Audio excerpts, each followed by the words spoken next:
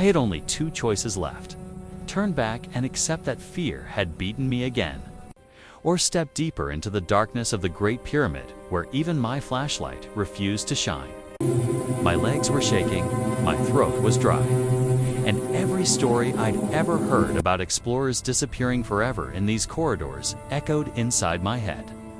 But when I placed my hand on that ancient stone wall, something unbelievable happens, something that would change the next 100 hours of my life and reveal a secret I never knew I carried. Asterisk, and that's how my journey began. A journey that nearly broke me and rebuilt me. I didn't plan to spend 100 hours inside the pyramids. I didn't wake up one morning thinking, yes, today I'll walk into a 5,000-year-old tomb and let the darkness swallow me whole. It wasn't for fame, wasn't a stunt to shock the internet, and wasn't some crazy challenge idea thrown at me by friends. It was deeper, something far heavier than any camera could ever capture. After losing my father last winter, I felt like a part of me had been carved out and left hollow. He was the one who taught me everything about adventure, curiosity, and stories of ancient places. Growing up, he'd show me documentaries and books filled with pyramids, mummies, forgotten kingdoms, and mysteries the world still couldn't explain. The pyramids were his dream, and without him, they somehow became mine. So the day I finally stood in front of the Great Pyramid of Giza, the desert sun turning it gold from top to bottom, I felt something inside me shift. The wind was warm, carrying whispers of sand across my shoes. Tourists were laughing and pointing. Guides shouted facts. Camels groaned in the sun, all of it loud, alive, chaotic. But underneath the noise, beneath the heat and dust, there was a silence calling to me. It felt ancient, patient, like it had been waiting for me long before I existed. I held my backpack straps a little tighter and took a breath that felt heavier than the air. I had special permission from a small, geological team to document a long-form exploration inside the pyramid. They didn't know why I wanted 100 full hours in there. They thought it was for content, maybe for a challenge video. I never corrected them. Some stories are too personal to explain. As I walked down the sloping entrance passage, the sunlight behind me dissolved more and more. When the metal gate closed, sealing off the world I knew, it was like someone had switched reality off. Instantly, the temperature dropped. The air shifted from hot desert breath to cold, heavy stillness. I clicked on my flashlight. The beam cut through the darkness, illuminating ancient limestone blocks, the same stones millions of hands had touched long before mine. The deeper I moved, the closer the walls felt. My footsteps echoed in strange patterns, bouncing in ways that made it hard to tell where the sound was coming from. Every so often, my light would catch on carvings or faint red lines, markings made thousands of years ago by workers who had never imagined. Someone like me walking here with a plastic flashlight and shaking hands. I wondered what they would think of me. I wondered what my father would say if he saw me in that moment. I could almost hear his voice explaining each symbol, telling me what dynasty it belonged to, laughing as he tapped the walls like he was greeting old friends. After about an hour inside, time started to stretch. The darkness had a way of gripping the minutes and squeezing them until they felt distorted. The air tasted different, too dry, old, and filled with a kind of silence you could almost chew. I found a small chamber with a low ceiling and sat with my back against the stone. The cold sank through my shirt immediately. I took a sip of water and listened. Not to sounds, but to the absence of them. That's when I heard a shuffle from the passage I had just walked through. Not loud, not sharp, just enough to make every hair on my neck stand up. I held my breath. The beam of my flashlight wavered as I aimed it at the darkness. "Hello." My voice came out smaller than I intended and sounded wrong, too loud and too soft at the same time, bouncing back at me as if the walls were repeating it in a whisper. There was no reply. Only the heavy, quiet returning. thick, and suffocating. I told myself it was my bag brushing the floor, or sand sliding off stone. Anything logical. But the truth was, being alone in a space built for the dead plays tricks on the mind. I got back up and started walking again, trying to keep my breathing steady. Hours passed. My water supply went down faster than I expected.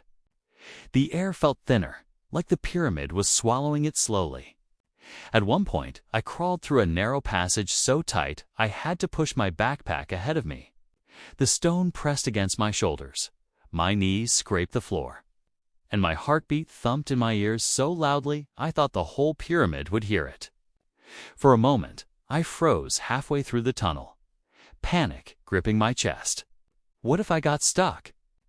What if I couldn't crawl back? What if the walls shifted, even slightly? But then I heard my father's voice in my head again. Not a memory this time, more like a reminder. Adventure doesn't wait for the brave. It creates them. I pushed forward, inch by inch, until the tunnel finally opened into a larger corridor. I sat there for a long moment, letting the fear ease. My hands were trembling, my throat dry, sweat chilling my back. But something else had changed too. Somehow, I no longer felt alone. Not in a frightening way. More like the presence of something ancient watching, me not judging, not threatening, simply observing. As if the pyramid itself was aware of me. The deeper I went, the more personal everything became. It felt less like I was exploring the pyramid, and more like I was exploring the corners of my own grief. The darkness wasn't just surrounding me. It was mirroring every shadow I'd buried inside myself. The silence wasn't empty. It was filled with questions. Why was I here? What was I chasing?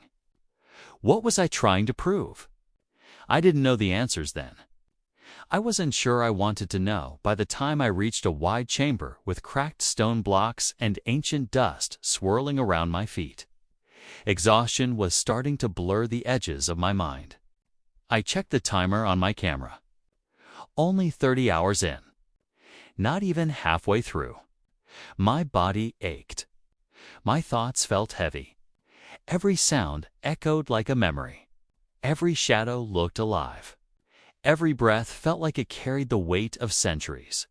Still, I pushed deeper. Not because I had to, but because something inside me wanted to. Needed to. And somewhere between the fear, the crawling, the echoes, and the suffocating silence, I began to feel something unexpected. Clarity. The pyramid wasn't just a tomb. It was a mirror. And it was showing me all the things I'd spent years running from by hour 30. One truth was finally clear. I didn't enter the pyramid to find history. I came here to find myself. By the time I reached what the maps called the King's Chamber, my entire body felt heavier than the stone surrounding me. My legs trembled, my shoulders throbbed from carrying my backpack, and my eyes burned from the dry air. The chamber was nothing like the pictures I'd seen online. Those photos felt empty and flat. Compared to the reality of stepping into that vast stone room, the walls were tall, smooth, cold, and impossibly silent. The granite blocks were huge, fitted so perfectly that not even a blade could slip between them. And in the center, like a sleeping giant waiting for someone to remember it, stood the massive granite sarcophagus. Its surface was worn, its corners chipped with time, and yet it radiated a presence that made the whole room feel alive. I approached it slowly, almost afraid to touch it.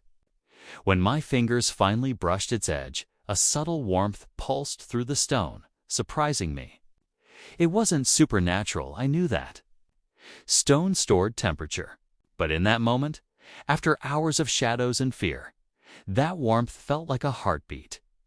My father would have been speechless, standing where I stood. He would have traced every inch of the chamber, inspecting the stonework, imagining the workers, imagining the burial, imagining the stories hidden in every silent crevice. I could almost hear his excited whispers in my ears, telling me about the ancient kings, the false doors, the alignment of the chambers with the stars. Asterisk then a strange vibration hummed through the room. My first thought was an earthquake, but the ground didn't shake. It wasn't the earth, was the walls. A low, steady resonance, like a deep throat singing behind the stone. I stepped back quickly, my breath catching in my chest, heart hammering hard enough to hurt. I pressed the flashlight against my palm to stop it from shaking. The sound wasn't loud, but it filled the chamber, vibrating through the floor, the air, and my bones. It was surreal, eerie, and yet somehow not threatening at all. It felt like the pyramid was exhaling after thousands of years. Asterisk, I whispered, "Is anyone here?" Even though I knew there was no one. My voice disappeared instantly, swallowed by the dense air. I turned in a slow circle, scanning every corner with the beam of my light. Nothing moved. Nothing shifted. But the feeling of presence grew thicker, like something ancient was standing beside me. Not in sight, but in existence. Asterisk, I sat down on the cold floor. My back to the wall, and for the first time in a long time, I let myself unravel. All the grief, all the disbelief, all the guilt I'd carried since my father's death spilled out of the cracks I'd been patching for months.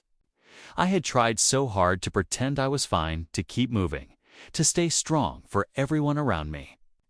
But I wasn't strong. I was exhausted. I was angry. I was lonely. And more than anything, I missed him. Tears blurred my vision before led down my cheeks.